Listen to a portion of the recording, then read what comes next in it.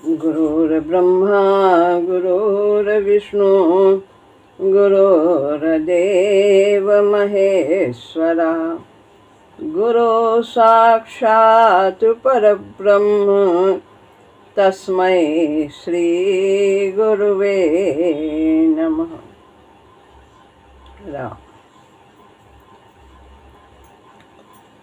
श्रीमद् भगवद गीता अध्याय 2 श्लोक है 62वां। ध्यायतो विषयान् पुंसः संगस्ते सुपजायते संगात् संजायते कामः कामात् क्रोधोऽभिजायते।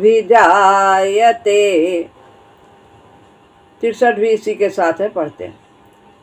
क्रोधाद् भवति सम्मोहः सम्मोहात् स्मृतिविभ्रमः स्मृतिभ्रंशाद् बुद्धिनाशो बुद्धिनाशात् प्रणश्यति।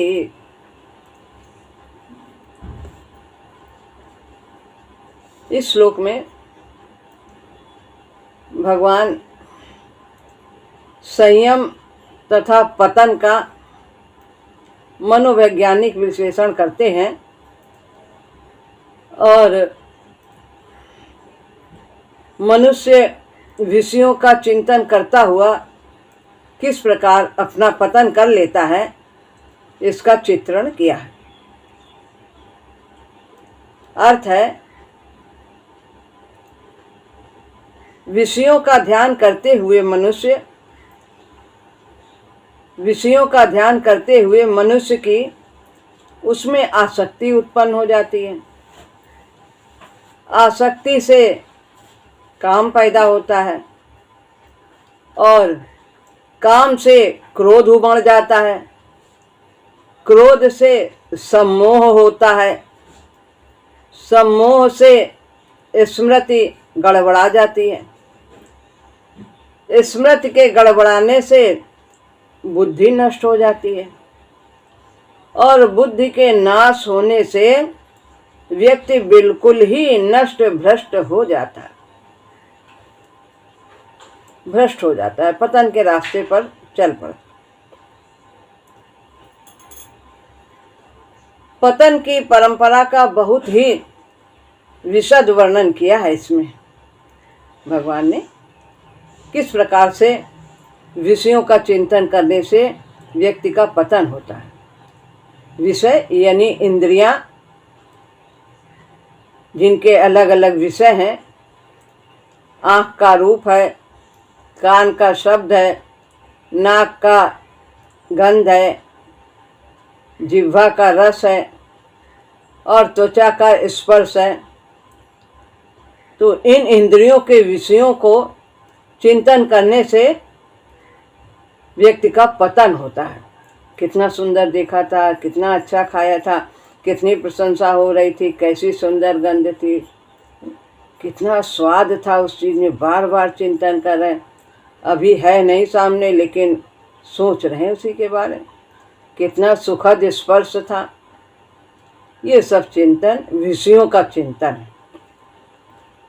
भोग करना बुरा नहीं है, लेकिन भोगों का चिंतन करना यह व्यक्ति को बांध देता है।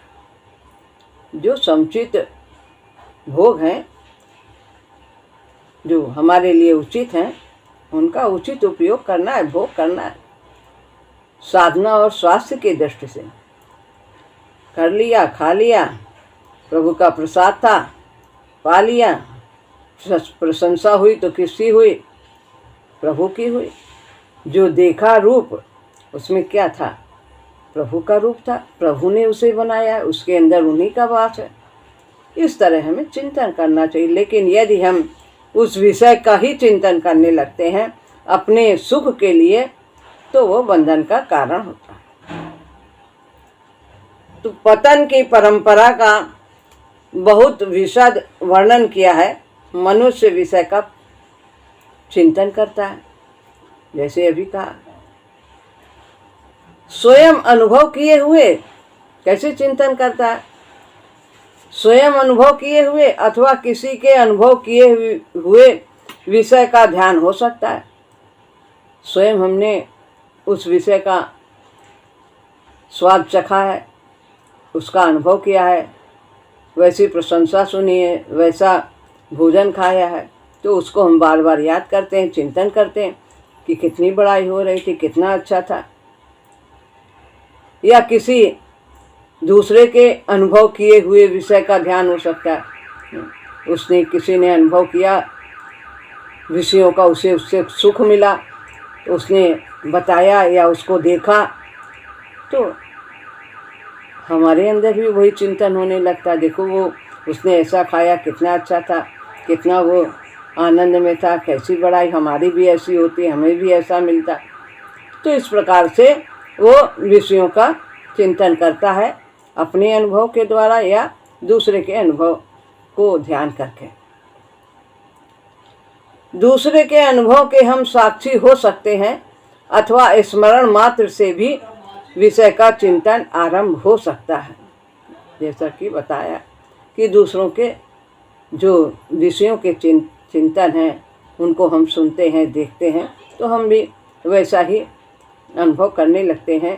किसी प्राणी को उस विषय के बारे में यदि हम भोगते देखते हैं तो हमारे अंदर भी वो लालसा जग जाती है और हम उसको अनुभव करने लगते हैं। इस प्रकार हम बंध जाते हैं, हम आकर्षित हो जाते हैं।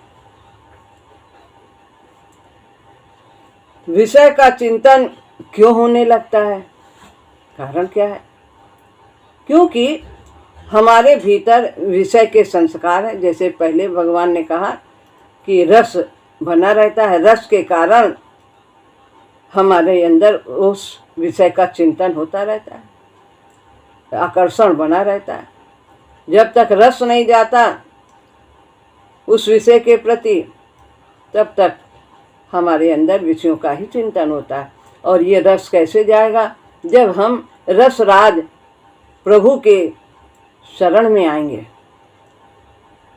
उनका चिंतन करेंगे, तो ये रस जो हमें विषयों की ओर आकर्षित करता है, ये समाप्त हो जाता है। फिर ये हमें नहीं बांधता, क्योंकि हमारे भीतर विषय के संस्कार हैं। इंद्रियों में पूर्वानुभूत विषयों के संस्कार और उनके प्रति रस होने के कारण ध्यान की प्रवृत्ति होती है। रस है तो प्रत्येक इंद्रिय अपने विषय की ओर व्यक्ति को आकर्षित करती। कैसे सुंदर खाने खाए, खाने की तस्वीर सामने आने लगती है नहीं खाना, लेकिन सब कुछ दिखने लगता है और स्वाद भी मन ही मन में आने लगता है।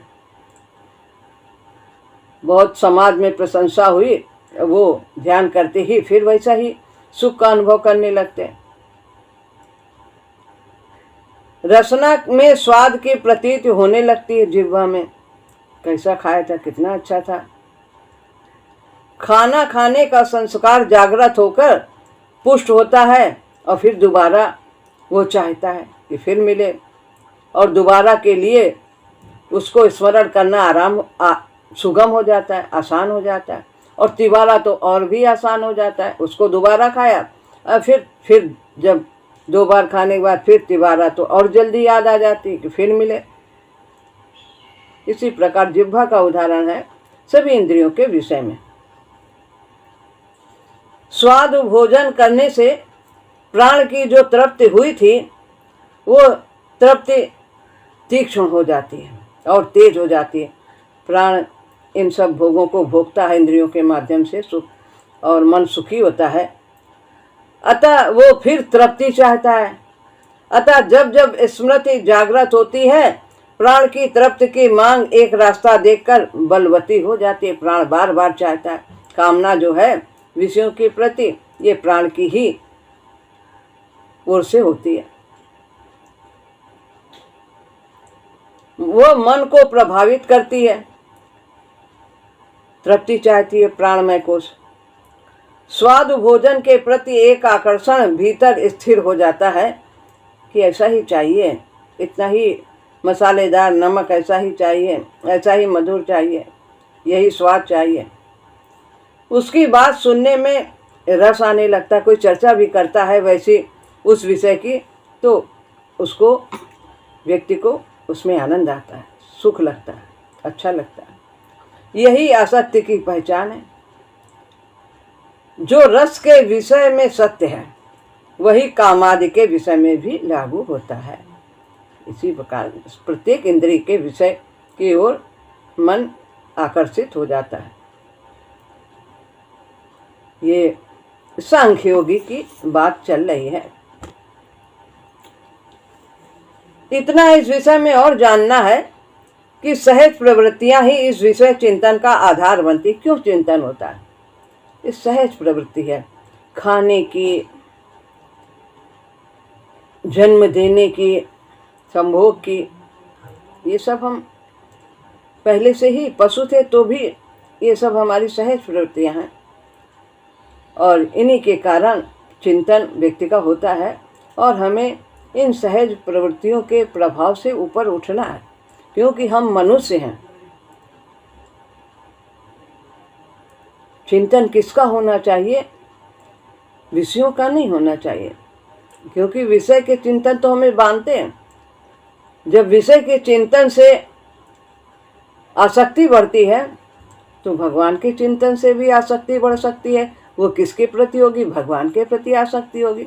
विषयों के चिंतन से विषयों के प्रति आसक्ति बढ़ती है, और भगवान के चिंतन से भगवान के प्रति आसक्ति बढ़ेगी, जो हमारे कल्याण का कारण होगी।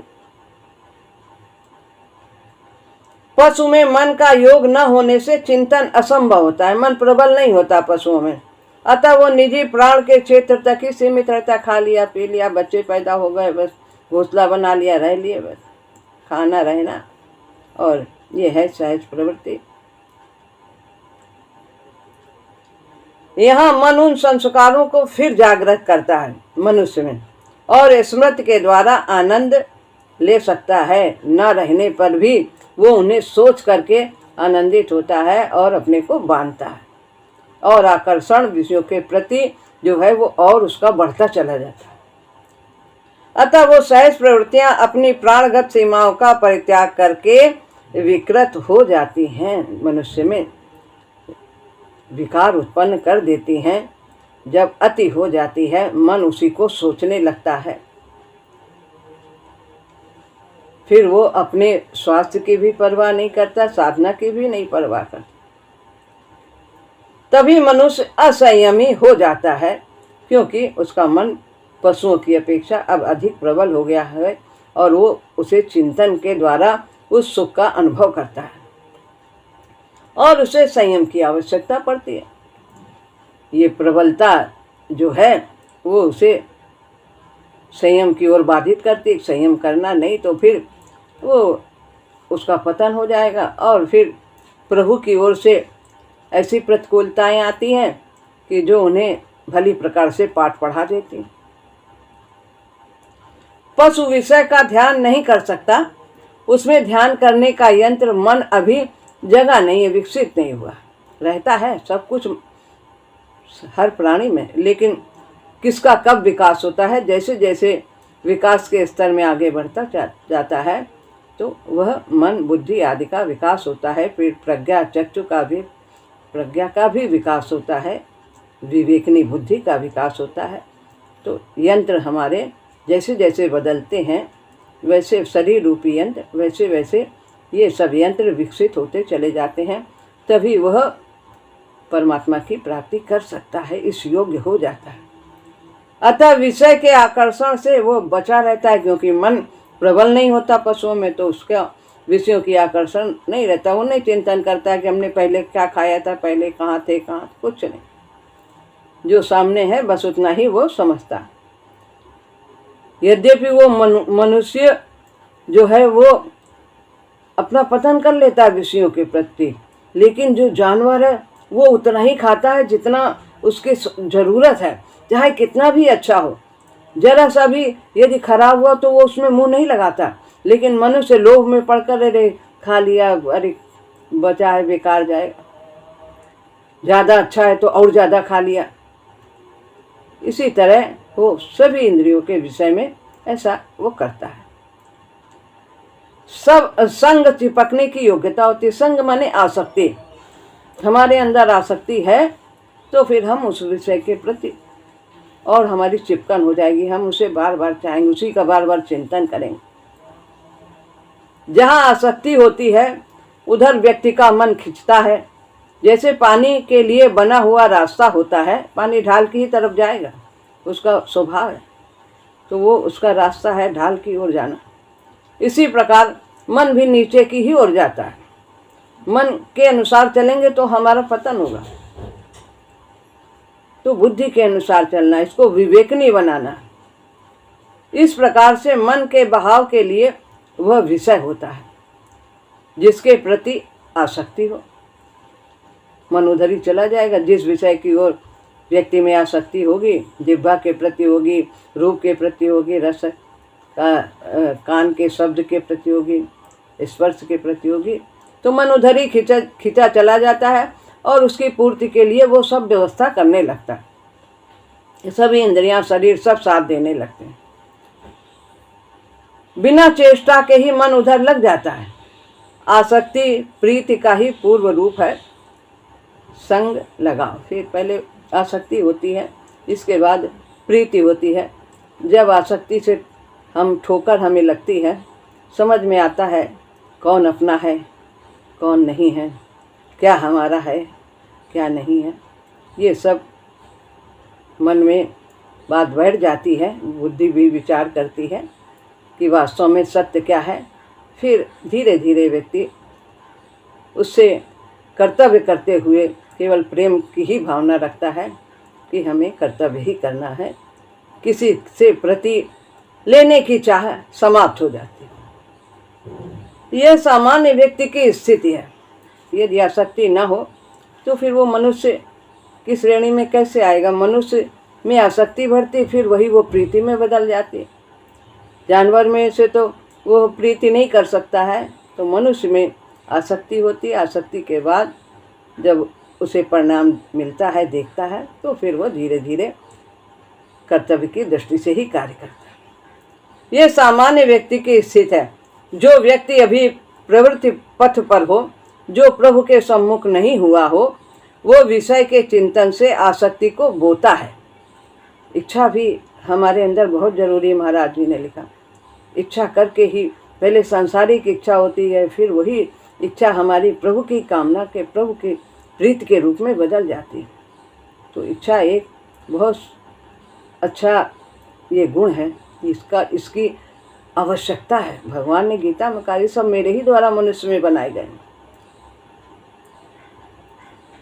परंतु एक ऐसी भी स्थिति आती है जब आसक्ति निर्मूल हो जाती है, जब व्यक्ति प्रभु की चेतना में ऐसा समा जाता है कि आसक्ति संभव ही नहीं होती है संसार के प्रति। अब उसे न तो विषय का सेवन बांध सकता है और न उसकी चर्चा।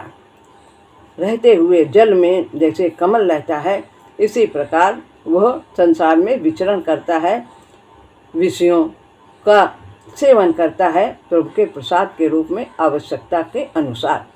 रजोगुण का भी, सतोगुण का भी और तमोगुण का भी वह उपयोग करता है, लेकिन उन्हें वो अपना नहीं समझता। नए संस्कार का निर्माण ही असंभव हो जाता है, आसक्ति हो तो कैसे हो। यह स्थिति बिल्कुल भिन्न स्थिति है सामान्य से। जब तक उसका अनुभव न हो जाए, व्यक्ति को विश्वास ही नहीं होता कि ऐसा संभव है कि है हमारी आसक्ति एकदम से समाप्त हो गई।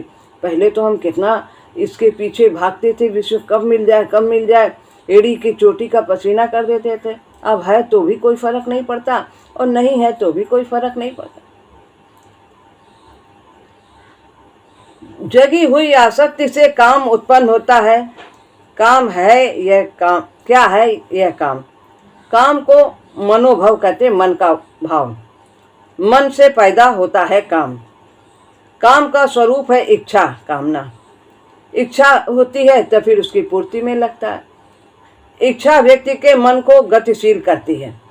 आई मन में इच्छा, हमारे अंदर जगी, फिर मन उस कार्य को पूरा करने में पूरे शरीर की सहायता लेता है, सब कुछ करता है। इच्छा स्थूल प्राणमय जगत की मांग भी हो सकती है। प्राणमय खाने पहनने भोगात की, प्राणमय की शरीर की पुष्टि के लिए ये प्राण की मांग होती है। प्राण का कार्य शरीर को पुष्ट रखना, तो विभिन्न वस्तुओं के द्वारा, अन्न आदि के द्वारा, पानी जल आदि ये सब के द्वारा वो उनकी पूर्ति करता रहता है। इच्छा स्थूल प्राणमय जगत की मांग भी हो सकती है और बुद्धिजन्य ज्ञान की लालसा भी हो सकती है। ये भी इच्छा हो सकती है, ये भी सांसारिक इच्छा भी हो सकती है भोगों की, और यही इच्छा बढ़ करके जब रूप बदल जाता है तो परमात्मा की प्राप्ति की इच्छा जागृत हो जाती है। हम सब जान जाएं, ये भी जान जाएं कि संसार है क्या, प्रकृति है क्या, सब कुछ बुद्धिगत ये जो है हमारे ज्ञान की मांग करती है। जहाँ भी मन अपने केंद्र को छोड़कर बाहर जाता है वहीं काम है, यही काम का स्वरूप है। काम बेचैन करता है, भीतर की स्थिरता को भंग करता है, हलचल पैदा करता है। व्यक्ति निज केंद्र को छोड़कर बाहर आता है, अपने आपे को छोड़ देता है कि हम क्या हैं, हमारा केंद्र क्या है, हम आत्मा हैं, हम परमात्मा के अंश हैं, ये सब वो भूल जाता है अपने स्वरूप को। वो सेंटर आउट हो जाता है और अपने बाह्य को ही देखता है और उसी की पूर्ति में लग जाता है, अंतर्मुखी भूल जाता है। इसी का प्राणमय में स्थूलतम रूप है विषय संभोग, जैसा कि कल बताया था। अंग्रेजी में उसे सेक्स कहते हैं। किसी प्रकार की तृप्ति के लिए चेतना के बाहर गतिशील होने की प्रवृत्ति का नाम काम है, जो हमारी चेतना शक्ति है। यदि हम उसकी किसी भी प्रकार से तृप्ति चाहते हैं तो उसको हम बाहर के जगत से चाहते हैं, वस्तुओं के प्राप्त से चाहते हैं, ये हमें मिल जाए, बाह्य जगत से प्रकृति के द्वारा चाहते हैं, तो वो सब इसको काम कहते हैं।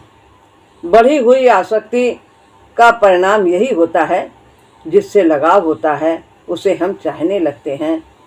हमें चाहिए वो चीज़, चाहे व्यक्ति हो, चाहे वस्तु हो, चाहे परिस्थिति हो। भीतर हलचल का आरंभ हो जाता है। जीवन में यह लीलाएं रोज देखने को मिलती हैं।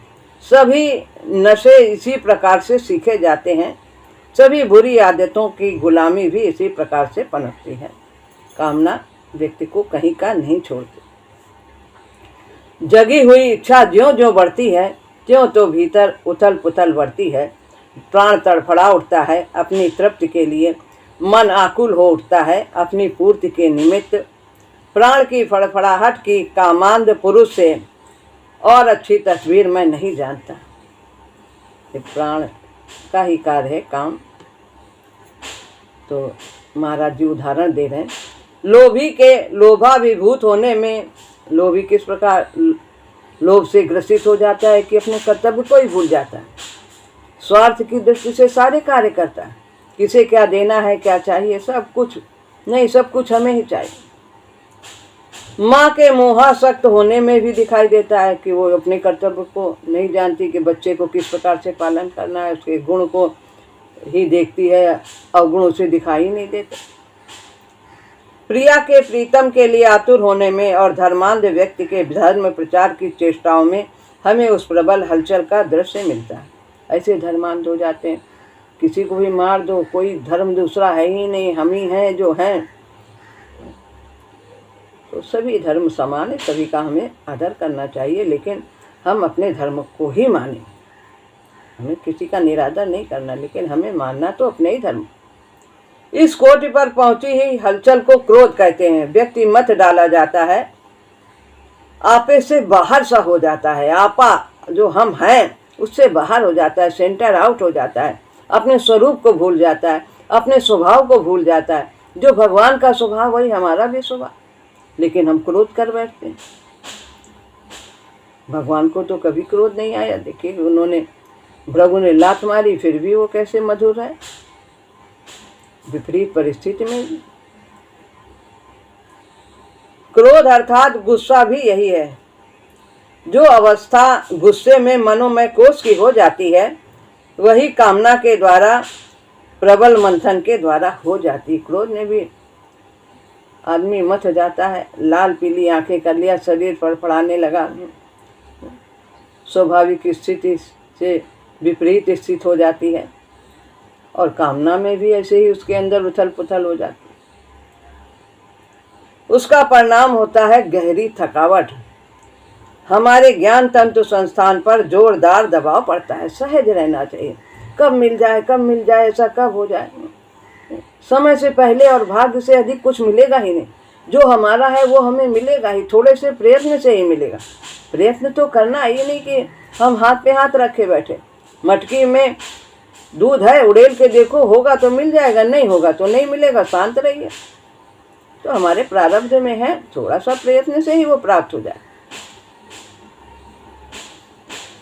वो थक कर चूर हो जाता है। शारीरिक थकावट से यह कहीं अधिक गहरी थकावट होती है। इस प्रकार की चाह, इस प्रकार की हलचल से व्यक्ति को अब सम्मोह होता है। विषयों के चिंतन से आसक्ति होती है, आसक्ति से कामना होती है, और कामना नहीं पूरी होती है तो क्रोध आ जाता है। और क्रोध के आने पर व्यक्ति का सब ज्ञान संस्थान सब गड़बड़ा जाता है और वो सम्मोहित हो जाता है, यानी अज्ञान में आ जाता है। उसको कुछ ज्ञान ही नहीं रहता कि वास्तव में मैं कौन हूँ और मेरा कौन है अपना। इस तरह वो कुछ जानता ही नहीं, सब कुछ वो भ्रमित हो जाता है, अज्ञानी बन जाता है। सत्य क्या है, असत्य क्या है, क्या संसार सत्य है, नहीं परमात्मा सत्य है, सब वो भूल जाता है। मोह यानी अचेतन अवस्था को कहते हैं। सम्मोह शब्द का अर्थ होता है बिल्कुल अचेत, संज्ञा शून्य।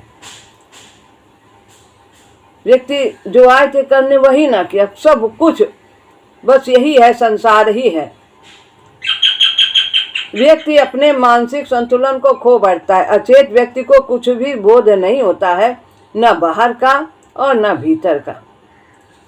सब कुछ वह मोहित हो जाता है, सम्मोहित हो जाता है, अचेत हो जाता है। तो बाहर का नहीं बोध होता है कि बाहर असत्य है सब जो कुछ है, और अंदर जो मैं हूँ वो सत्य है, मैं भगवान का अंश हूँ। तो वो सब दोनों बातों को उसे समझ नहीं रहती है कि वास्तव में सत्य क्या है। सत्य को असत्य, असत्य को सत्य समझने लगते। अचेत व्यक्ति को कुछ भी बोध नहीं होता, ना बाहर का ना भीतर का। ऐसी ही स्थिति उसकी हो जाती है। इस अवस्था का परिणाम स्मृति भ्रंश है, भूल जाता है। स्मृति गड़बड़ा जाती है, याद गड़बड़ा जाती है। मैं कौन हूँ, मैं कहाँ पर हूँ, क्या करने जा रहा हूँ, मुझे कहाँ जाना है, मेरा अपना कौन है, ये मेरी क्या अवस्था है, ये सभी कुछ वो भूल जाता है।